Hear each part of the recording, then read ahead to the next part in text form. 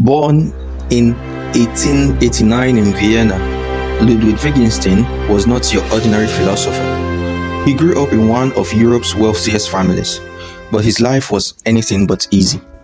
He abandoned luxury, joined the army in World War I, and even considered becoming a monk. Yet, in all his restlessness, Wittgenstein sought one thing: clarity. Clarity about how language works and how it shapes our world. Early in his career, Wittgenstein studied under Bertrand Russell at Cambridge.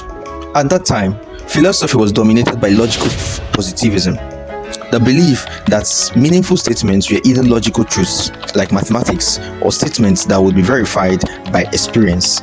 Anything else they said was nonsense.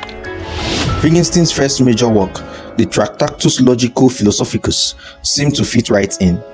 In it, he argued that the world consists of facts, and language mirrors these facts like a picture. If words couldn't be tied to facts, then they are meaningless. To many, it looked like Wittgenstein has solved philosophy once and for all.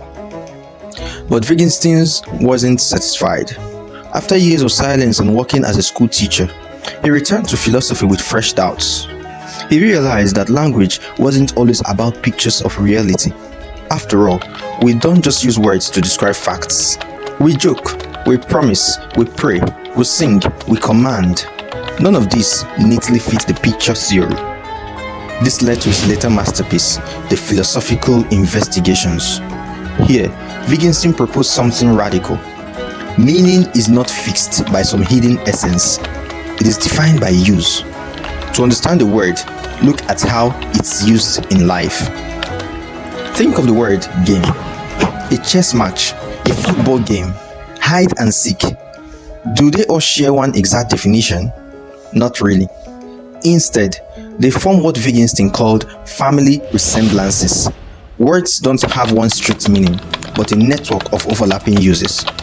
Or take the word promise. Its meaning isn't found by pointing to an object in the world.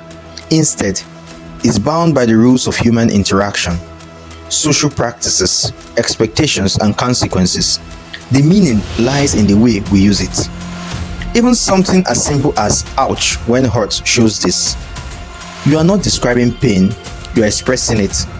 The meaning comes from the context and the purpose of the word, not from pointing to a fact. The implications of Wittgenstein's theory are huge. It shattered the idea that language must have a strict logical structure to be meaningful.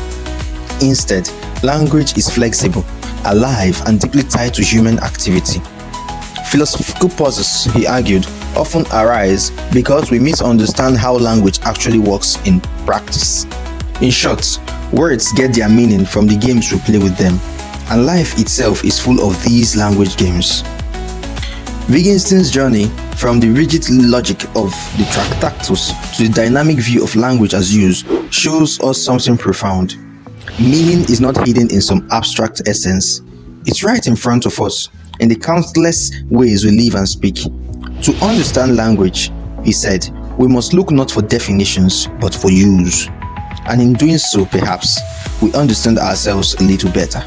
This is the philosophy of Ludwig Wittgenstein and the theory of language as used. Subscribe for more.